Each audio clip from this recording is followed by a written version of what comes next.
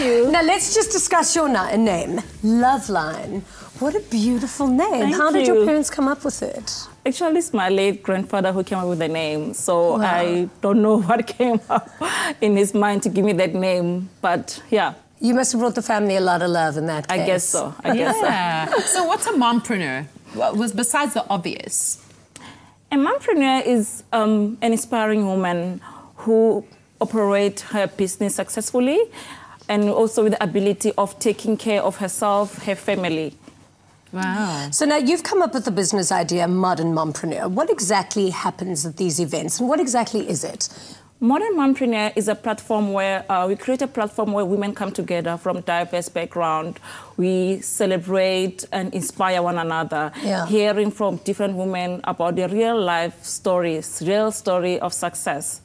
So are you a mom yourself? I am a mom of 3. And wow, congratulations. Thank you. And what position were you in from a business point of view, and I suppose from a personal point of view as well, where you decided that this idea of Modern Mompreneur needed to exist? Okay. I'm such a firm believer of creating something that doesn't exist. When I'm seeing something that it's not there, I'm a firm believer of creating such things.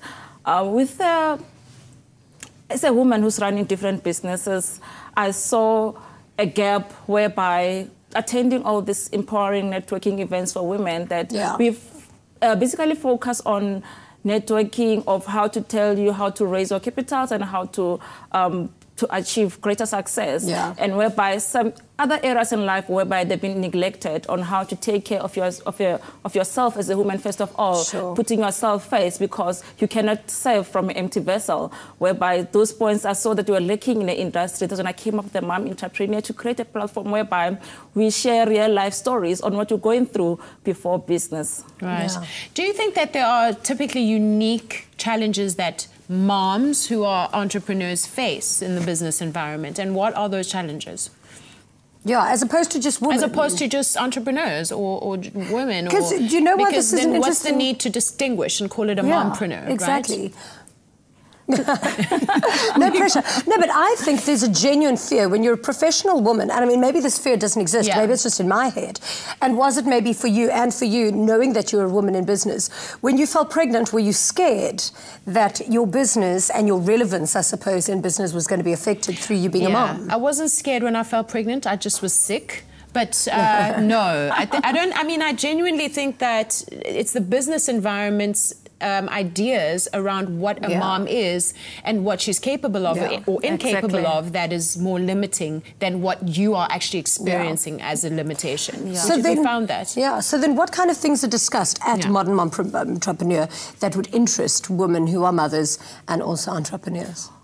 With us, with a holistic approach to life, we offer like services that enables women to become better in their homes and in their businesses, and also taking care of their children for those who have children. Unlike other networking companies where we all go there to hear more about businesses, we bring in women to share on how to balance their life. We focus more on living a balanced lifestyle, in taking care of yourself first, because we believe, I'm a firm believer of that, taking care of self first is not selfish. So we teach women, we empower women to say that taking care of yourself first is not selfish, because you cannot serve from an empty vessel. You know, for you to be successful, you need to start from within, to start being seen from the outside. And what I love about you and the whole idea behind this concept of modern mompreneur is the fact that the business that you actually run yourself and have yourself is Black Petals. And I was actually just showing Bonnie, it is so beautiful. It's like an online floral delivery business. And you know, you always see those amazing Instagram. And so you do that here in South Africa. It is beautiful. Thank you so much. Thank you so much. Yes, the branch of Black Petals started in Johannesburg. So I'm a franchise owner here in Cape Town, where the founder, N. Malinga, is based in actually in Johannesburg. So we deliver everywhere in Cape Town, Johannesburg, and also we recently have another branch in Namibia. Amazing. Wow. It's gorgeous. Oh, everybody that I know is going to be getting a little Black Petals. Absolutely. As a mom of 3 yourself and being an entrepreneur, what are some of the challenges you've had to overcome, or ideas in your mind about what you're capable of that you've had to overcome? There's such a lot. But I just thank God every day with a supportive partner, because one thing as a woman you need, especially when you're running multiple businesses, you need such a lot of moral support. Yeah. Whereby without the support, it's very difficult to be effective and productive, So in the past years, is the thing of lacking support and then hearing a lot of naysayers that you cannot do this cannot be achievable with the kids and stuff like that. So with a positive mindset, I held on to it, and then with prayers and my husband being there for me all the time, then I managed to pull through all the challenges. Yeah. Yeah, and then especially with the kids, that the nanny's not been showing up and all of that, the kids been picked up at school and having to deliver the flowers there and there and then all those kind of things. Yeah, But, and children change all the time, so the challenges that they bring are constantly changing, and you never feel like you master them. Exactly, Yeah. exactly. Loveline, thank you so much for being on the show, Jenny. and well done on all of your achievements. Thank you so much. We really do having salute me. you. Thank you. So, Well, there you have it. What moms need most, or women in business need most, is support. So make sure you surround yourself with very supportive people. And after the break, we're in the kitchen with the delicious, quick and easy lunchbox recipe cheesy pizza puffs. we also sit down with some more inspiring entrepreneurs who've taken the concept of a hair salon to the comfort of their customers' own home. Brilliant idea. We'll be right back.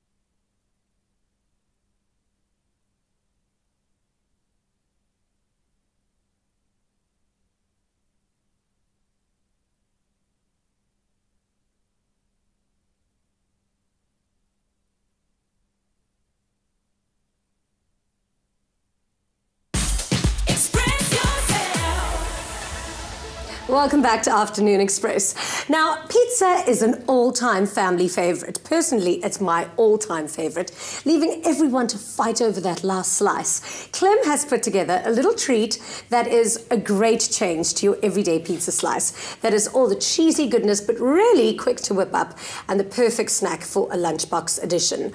Clem, I love you. So much cheese, though. Oh, yeah, but it must have so much cheese. 3 different types of cheeses. Yeah, well, I mean, if you don't have 3 different types of cheeses, is it really a pizza? Yeah, and everybody needs a little more cheeses in their life. Yeah.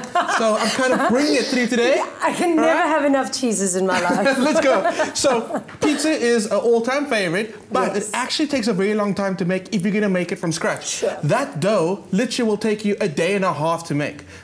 Okay. We're not going to do that today. No. I'm going to show you a really easy way. So I've got some normal cake flour in there, a free-range egg, always free-range, some mixed Italian spices and some added oregano. Of course. Because Italian, the flavour of Italy. It is. I mean, that's the natural scent, is it? Maybe. Ooh, the flavour in Italy is oregano. So many emails from basil. Italian people right now. Okay, baking powder, not yeast. That's the trick.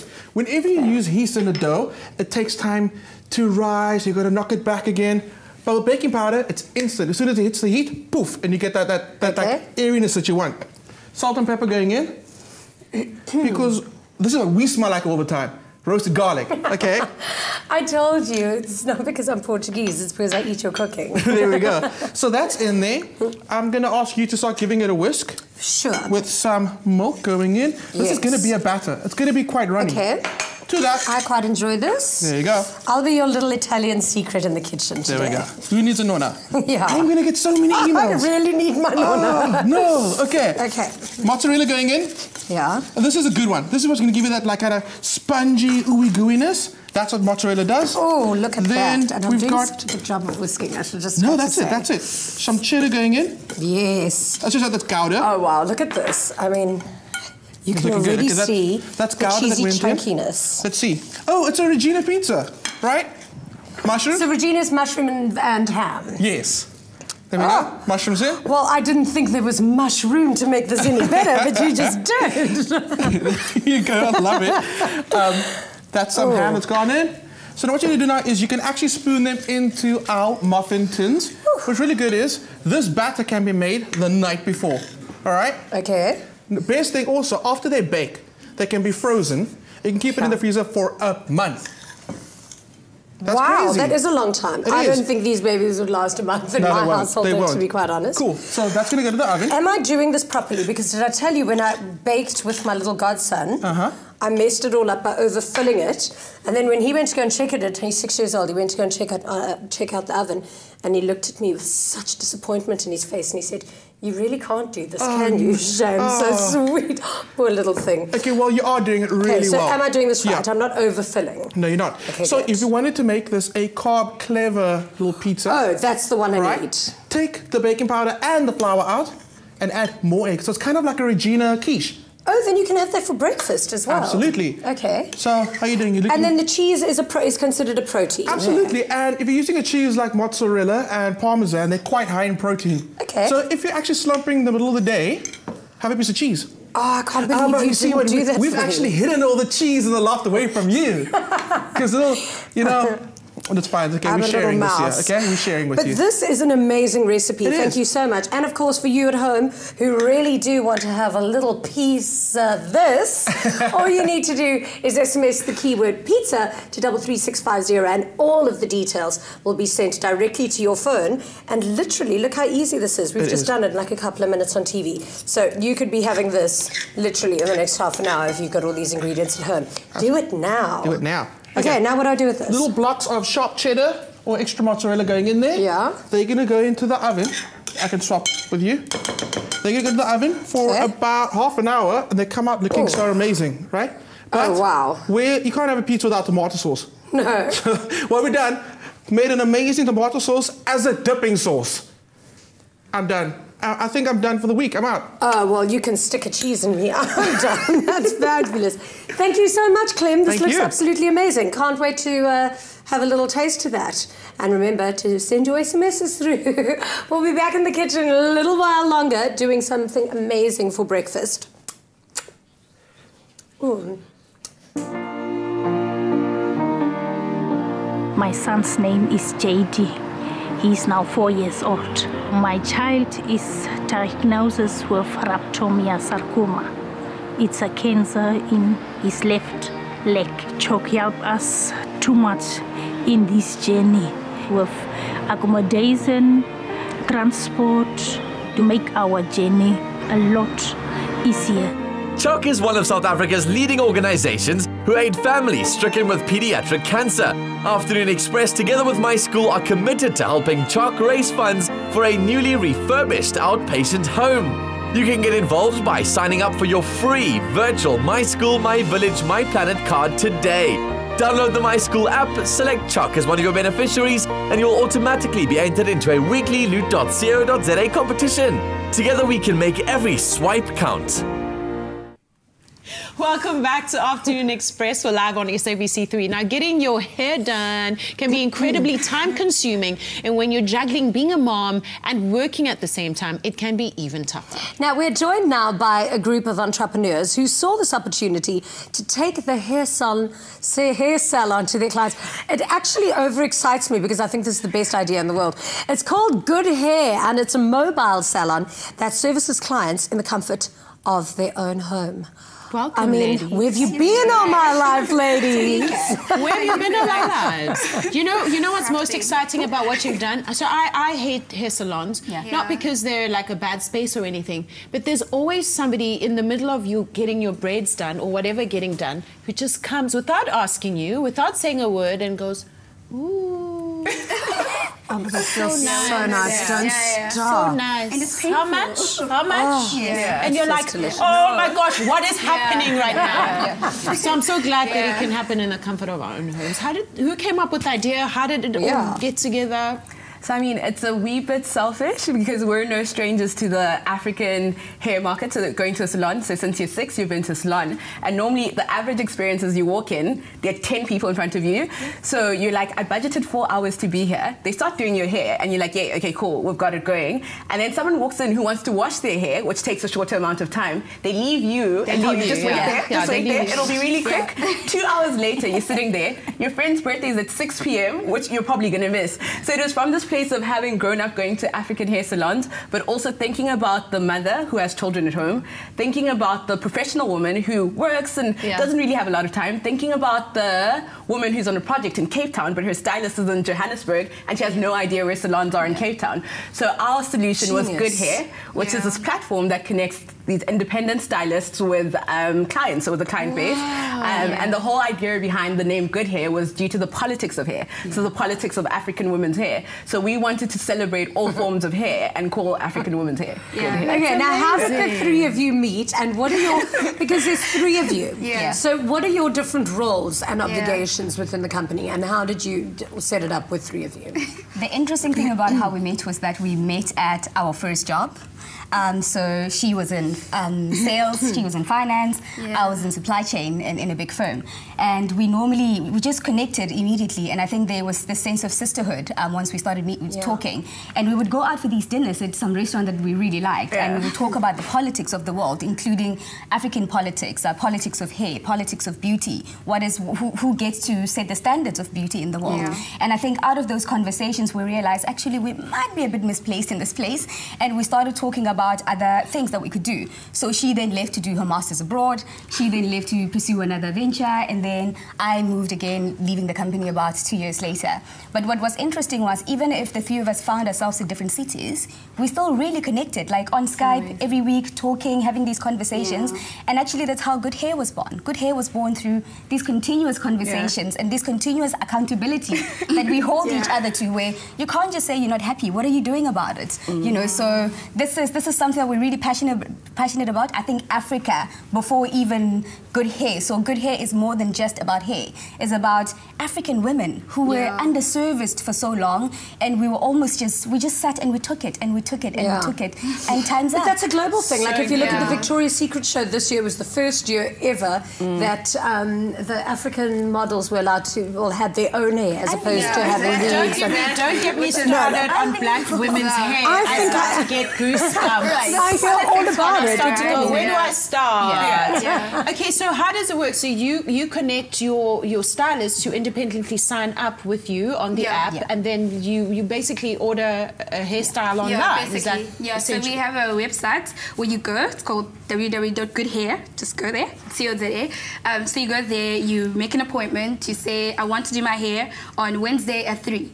Right? I want someone to come to my house at Wednesday at 3. And then we get one of our stylists to then get ready, and then they come to your house. So you obviously give us details that we screen. So your location, the time, and then the person, like that's the type of person that we're dealing with. And then we screen all that information. And then our stylist comes through on Wednesday at 3, probably 10 to 3. Yeah, because we pedantic like that. Yeah, you need to be on time. So and then they come and they do your hair for the average time that we set. So we've got about, for different stylists, we set on our website the average time that you might take. So you sort of know how long it should take you. And then and you do whatever you're doing. Like one of our customers was actually studying for her GMATs while doing her hair. Of course. So that kind of thing. That is amazing. Yeah, you can just do all your emails at the same time. So is it imperative that your stylists arrive with a whole bunch of tools, like say like a hair kit, toolkit, like of everything that you might need? They've got what we call a stylist toolkit, which is a bag that is branded Good Hair. So when you see that bag, you know it's Good Hair in the house. They've got the full kit, the straighteners, the hair dryer, the clean combs. And you've provided this to all of your stylists. Very clean. You know how everyone uses the same comb and then the salon, and you see dandruff, but you're like, what am I going to do? I don't have leverage. How do I tell you stop? Don't do it. And you already lost 2 hours with the relaxer. Okay, but now how much notice does somebody need? Because what happens if you need a lastminute.com blow dry or we're women, so we get that, right? So we took that into account, and we say at least give us 2 hours before, right? So 2 hours before your appointments, that's the cut-off time, because then at least we can organize a stylist and they can travel to your place. Because some people's places are like far off, so we need to make sure that we get there on time. So 2 hours is the average time that we think it might take us to get this thing together. So So what's the price bracket, Jen? Sorry, Tony. So I just want to, is it for everybody? Because I'm not going to have brains, because I want to blow dry. So I mean, it's a very interesting question. So I think our price ranges. So it's at a premium comparative to the salons. So at a premium of probably, let's say 150 up compared to what a salon would charge for that. And that's because of the convenience element. But in the sense of it being for everyone, it is a premium brand, and we do aim to target aspiring individuals, young corporate people, but also higher up the corporate chains. Yeah, I mean, was it for everybody? Look, we're coming. So, I mean, at the moment, we're focusing on the African hair market, and that's purely because of a lot of the context we're giving you. So a lot of historically the perceptions around African hair, but even internally where it's like, should I have an afro or should I be weave camp? And it's like, we're saying there are no camps. Every sort of form is hair is a form of your expression yourself, so you're free to have an afro, you're free to have a weave. We'll come for you. We'll come for you. The thing is that the Black African hair salon is a jungle, and only the fittest, only the strong survive there. Because there's also this aspect where you don't want to go to a salon because you know everyone's going to be judging your hair and talking about it in 4 different African languages. I have a lot of hair.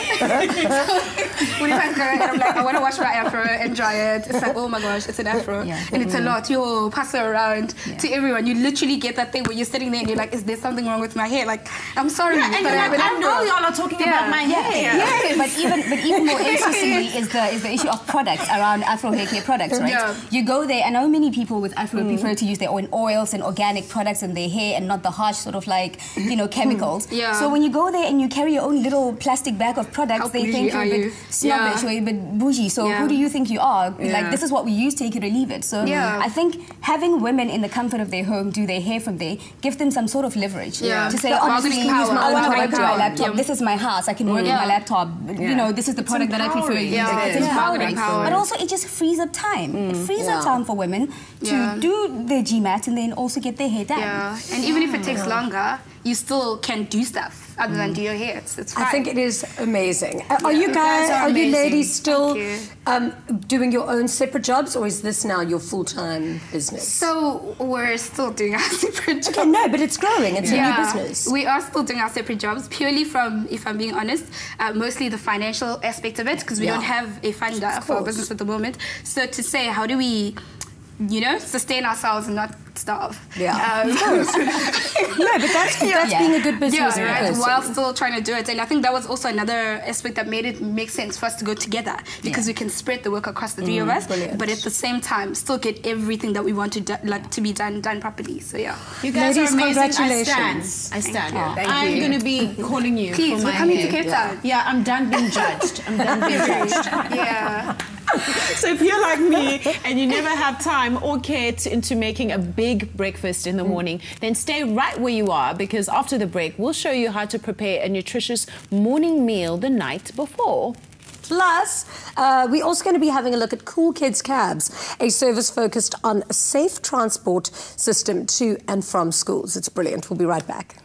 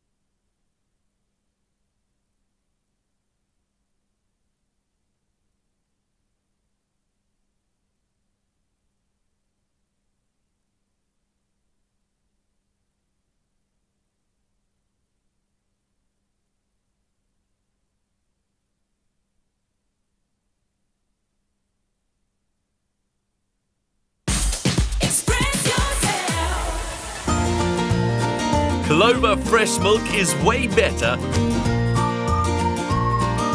Made with love by Clover.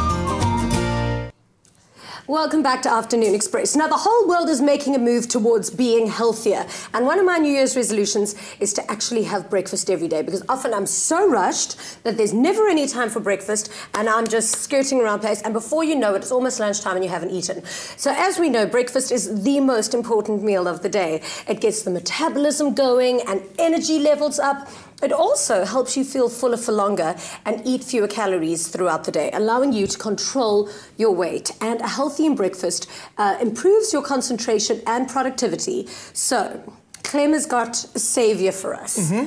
Because also, I find if you eat healthy first thing in the morning, you tend to make better eating choices throughout the day. You make better life choices throughout the day. Well, definitely, because I'm not hangry. That's the worst.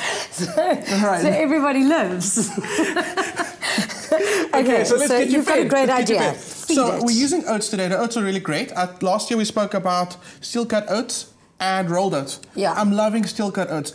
One thing though, when it comes to the microwave and oats or the pot and oats, okay, what happens? It like bubbles everywhere. It gets explosive. Yeah, and then it like bubbles all over the microwave. Looks like a mess. I basically go back home. Like at the office, when it happens, I get in my car, I drive home, I get back in bed, and I try again tomorrow. Because you see, I'm so used to everything messing up in my microwave. I'm used to when there's mistakes. Okay. Steel cut, by the way, is gluten-free, no?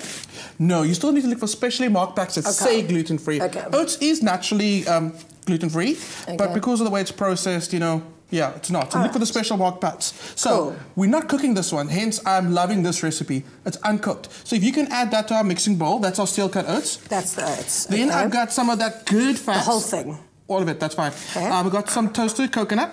Oh, love a little cocoa. And then I got some mixed seeds. Those are great. Fat. Oh, by the way, this is another dish that you would make the night before. Okay. Great. So we say. Can you eat it fresh and also the night before? If you don't mind, like putting your jaw to work with a little bit of like that chewing action. No, okay. What happens overnight is the oats absorb all the moisture and become super soft. Cool. So this is kind of a bircher muesli. That's great.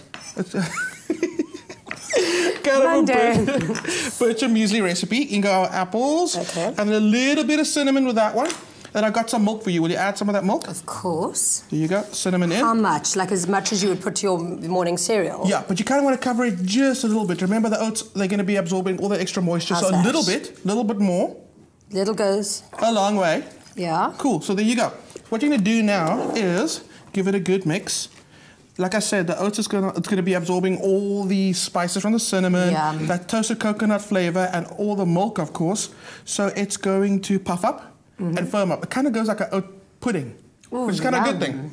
Yeah, so that has to sit overnight. Like I said, you can do it now, but it looks like a hell of a... So just like this? Yeah, just like that. So that stays? You don't need to add any sugar because you've got the apple that's in there. Okay. Which is very, very important because you're not looking to add any...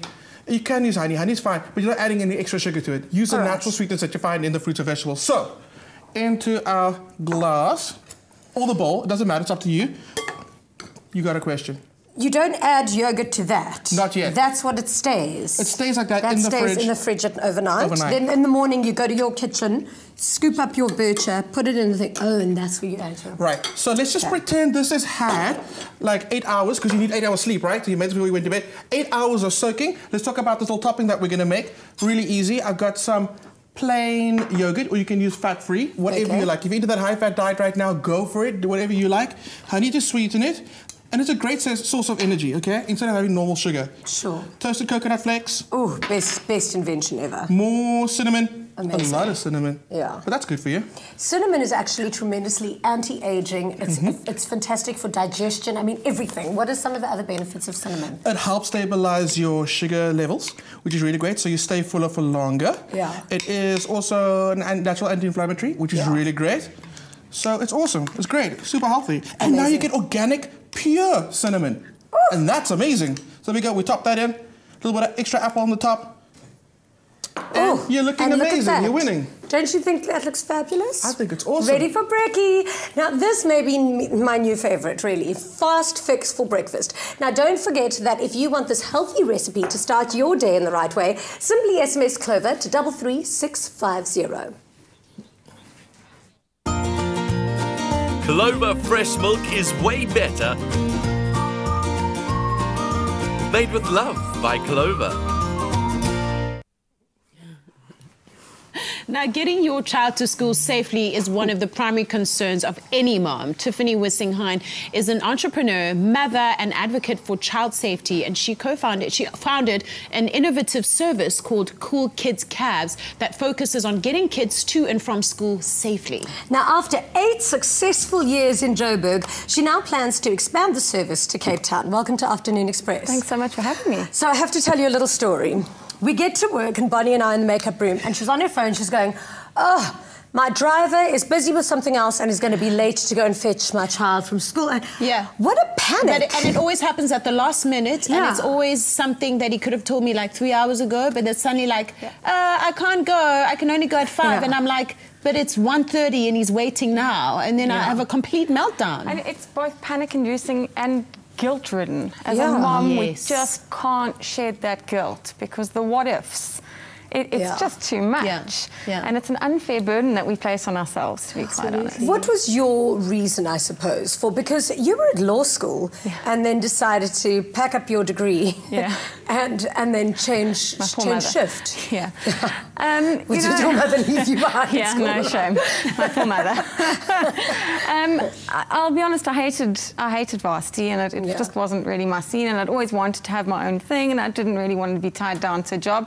Finally, someone admits that they hated varsity. I did. I hated every second. I matriculated with ridiculous marks, and I was a complete nerd, and I just hated it. I hated everything about it. I'm big on enjoying life and getting fulfillment out of it. So I made the leap, and it's quite a risky business to go into. So for a lot of the outsiders, it was quite a big jump. But it was so obvious to me that there was a need for a safe alternative. We're not just talking about driving. Anyone can drive. You know, you can get a license and you can drive. Driving a child is so much more than just driving a car. You need to be skilled in other aspects. So it became obvious to me that there were a lot of nannies in homes that were perfectly capable of everything else except the driving. And so parents were stuck in the space where they had a suitable caregiver at home but weren't able to do the logistics. And let's be honest, schools these days have ridiculously high requirements on our kids. Things change last minute and there's so much going on, and it's too much for one person or two parents to handle whilst holding down a job. Also, obviously, the economy requiring both parents to work in most households means that the kids are stuck at school. So it was such an obvious need, and I knew from the get-go that we wanted to focus it around safety and make sure that a parent like me could have peace of mind that my kids were in good hands, because I don't want to just know that they're on a vehicle. I want to know that every single thing that possibly could have been done to ensure their safety has been done. Yeah. And how do you ensure that? And also, how do you vet your drivers? And I understand you only have female drivers. So statistically, women are safer drivers, despite what we like to get told. But statistically, that is what the stats say. I'm the best driver I know, for I'm a great driver. So our ladies, they're an incredibly special group of ladies. Firstly, they obviously have to have driver's license for a minimum of 5 years, PDPs and all those minimum requirements, but we also need them to have worked in childcare before. And then they come through to us and we do criminal checks, we do reference checks, and then we put them onto what is almost a month's worth of tandem driving with other drivers. So during that period, we train them in advanced driver training, anti-hijack courses, first aid. Wow. Car seat installation is a huge focus in our company. We spend a lot of time training on the correct car seats, what car seat to fit a child to, and then they tandem drive with senior drivers. So by the time they hit the road with a child on their own, they've been driving with us for a month under strict supervision and with a huge amount of training. I like that you said car seats as well, because, I mean, obviously the age of your child is obviously taken into consideration, because kids have to be in car seats when they're very, very little. Well, actually, they should be in car seats until they're approximately 12 years old. Are you serious? Yeah. And unfortunately, in South Africa, we are just very poorly educated around the topic. So our drivers are incredibly well-versed in car seat safety. They can assess what age a child is, because when assessing a child to place them into a car seat, one needs to take age, weight and height into consideration. And so they know all those bits and pieces in order to assess which child should be in what car seat. And in many cases, we're educating parents, which is so rewarding to me, because it's wonderful to be able to spread that knowledge so that a parent is able to keep their child safer. What is the admin around applying and setting up a routine where, like, for example, my kids finish school at different times of the week every day, and I need to be able to say today is 2:30, tomorrow is 4. And how does the whole admin work? So we have two services, Cool Kids Cabs and Cool Kids Cabbies, which is a new service that we've just introduced as a more affordable model. With Cool Kids Cabs, it's completely personalised. So you could tell me wherever you want, whatever pickup points, whatever drop-off points, whatever time, customised exclusively to your schedule. So maybe Billy finishes at this time and so-and-so finishes at that time. We might have 3 different cabs coming to your house during the day, because you've got 3 kids finishing at different extramurals doing different things. But you have the consistency of your child knowing who their main driver is. So maybe one child has one driver and the other child has another. And then 2 backup drivers, so you've got continuity of service in the event that someone's ill or delayed. So you know that you're covered, because those last-minute things, like you're saying, are just, it's too much. Absolutely. So that is the personalised Cool Kids Cabs. Cool Kids Cabbies is aimed at a more affordable model, just to make this available to more people, and that is set schools, set collection times, so you can select different times on each days, but you have to select from predetermined times in order to get onto that service. And you can carpool then as well, I suppose, with other kids.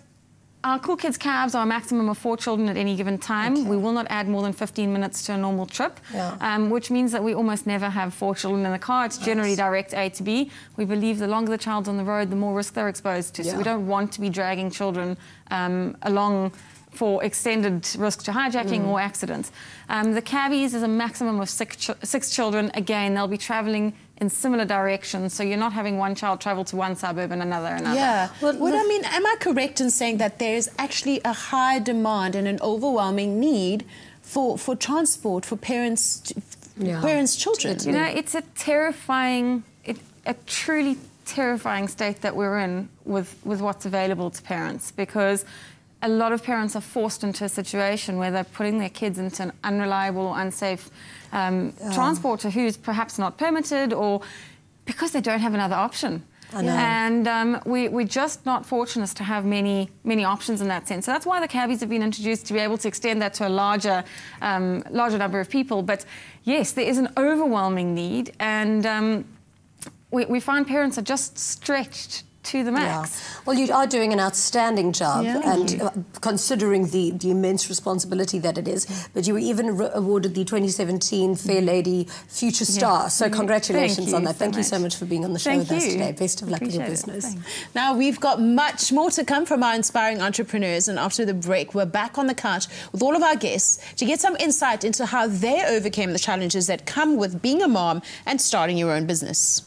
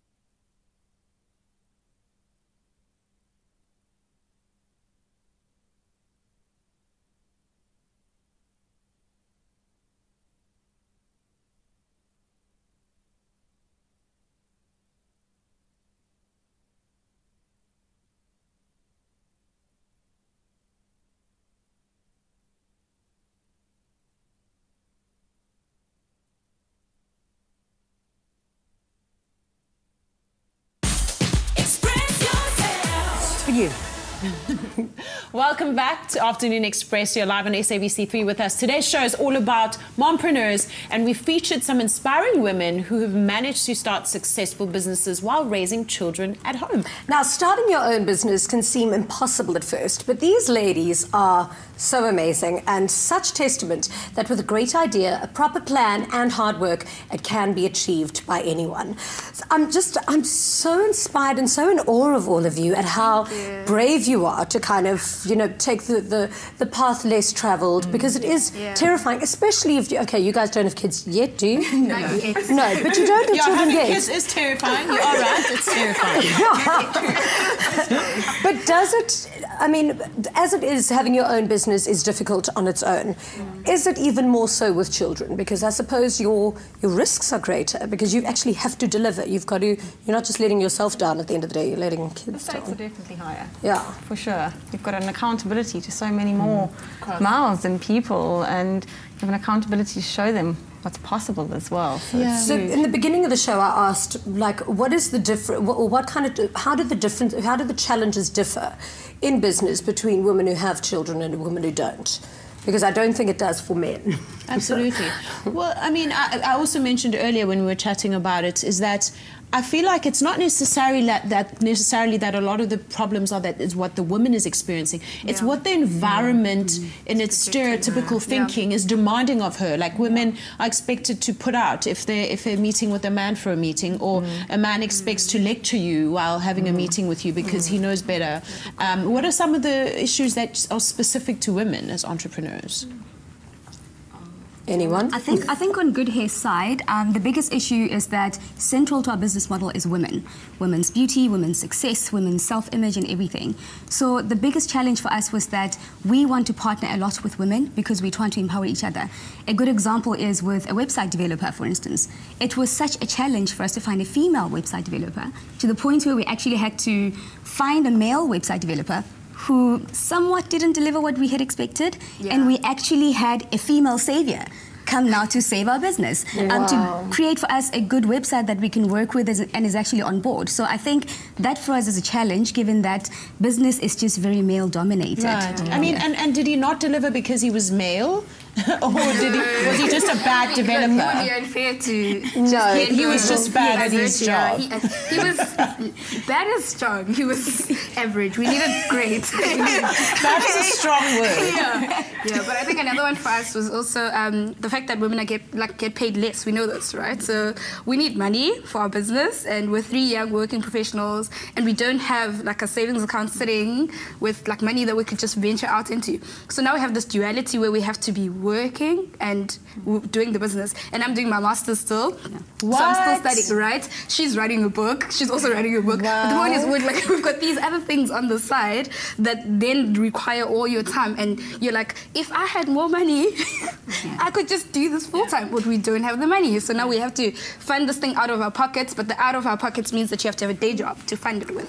So, but it will grow. Yes, definitely. I think, in my opinion, that separates a true entrepreneur as opposed to somebody trying out a business. Anything you'd like to add? I think there's a definite commonality there, in the sense that one is definitely on a back foot as mompreneur, for instance, in perception. Perhaps it's self-perception, but definitely I found, it's destroyed my soul pitching to investors, to the point that I'm no longer interested. I would literally rather just incrementally grow.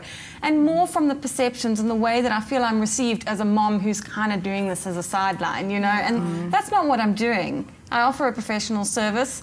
We employ a large number of women, and we're doing very well. You're doing really well, and we're making change in the process. And I think that sitting in front of people who aren't appreciative of that and don't understand that is very difficult. But that perception, definitely, that one couldn't do that as a mom, as a woman, it's frustrating. Don't you find also, in my experience, there's also this perception from the business world, or some males in the business world.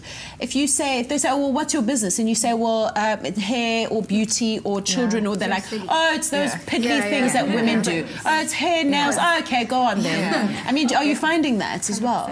100%. So I think on our side, just 2 things to add in that is the age aspect. So because we're young, so we're all in our 20s, so you walk into a room, you're young, you're a black woman, so there are already these barriers that people have. So you already feel like you have to reach beyond these barriers, and then you're running a beauty business, and the perception is to embrace your beauty is not professional or it's not serious. But for example, in a lot of the research we did, we found out that the South African hair market is 8.7 million. Huge. Did you hear of that guy who invented Black Like Me? Hello. 1 year. So a lot of those misconceptions where you weren't don't see such statistics in the media because they want to create a certain narrative around this certain market. So for us to dig and realize, hey, this also employs so many women in the informal economy. So it's that double barrel of now we can create this inclusive technological innovation where you find that a lot of the space is very exclusive.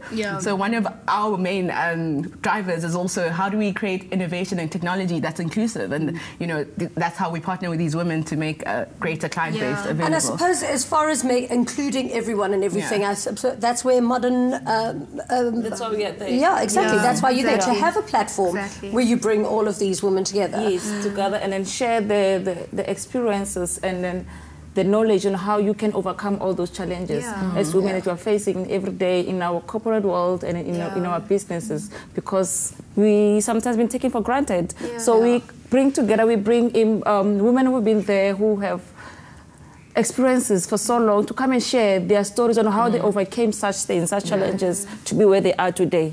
Absolutely. These are my favourite shows to have. More women need to spend all time like this, just inspiring each other. Absolutely. And I mean, there you have it. If you're sitting at home, you're a woman or a mom, and you have an idea, you no longer have any excuse to not get it going. Look at these women, and I hope that they've been great inspiration for you. We're going to take a short ad break.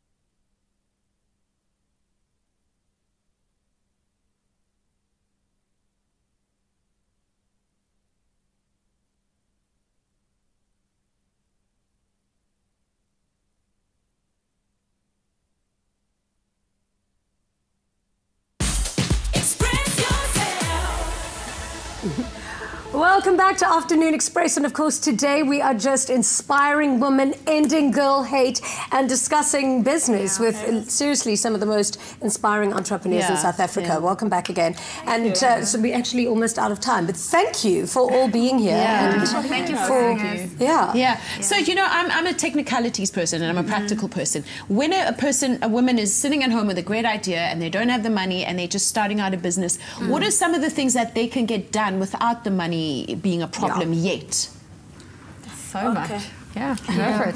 All right, with us, our platform is not only for networking, we also do skills development, skills training, whereby we bring experts from the different backgrounds to come and give skills to women who are in need of those, and also to empower them and give them skills. That's why we don't just gather and look beautiful and just come there. We give women, we empower them with the knowledge and then the skills. For those who are unprivileged, with no money, we give them something to do and go there and make some money for themselves. And you can look beautiful at the same time. Being a strong businesswoman doesn't mean you need to downplay your looks. Exactly. Absolutely. We know, Jeannie knows that too well. I just feel a woman should be taken seriously in a boardroom, whether she's wearing a miniskirt or not. Absolutely. It's not about that. It's hard. And your looks matters a lot, which is why also one of the things that we basically focus on to the inner beauty, the outer beauty, on our personal grooming, because it affects us a lot as women in business, whereby people don't take you seriously when you're not looking good and your hair's not done like our hair experts. Then you just need to call them. Exactly. Ladies, thank you so much for being here. And I mean, everybody at home, you've inspired them today. The future is female. So join us again tomorrow for the first Afternoon Express Cook-Along of 2018. And we will be joined by Kwaito legend DJ Sbu. All the way from the north, up north, we've got Nigeria's very own Gordon Ramsay, Chef Eros in the loft. So until then, good night and happy eating. See you tomorrow. Bye. Cheers.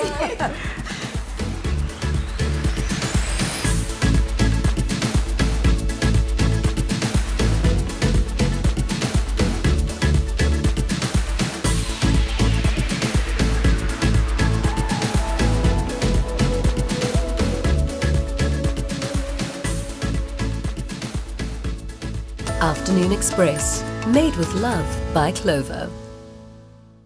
Another feel-good production.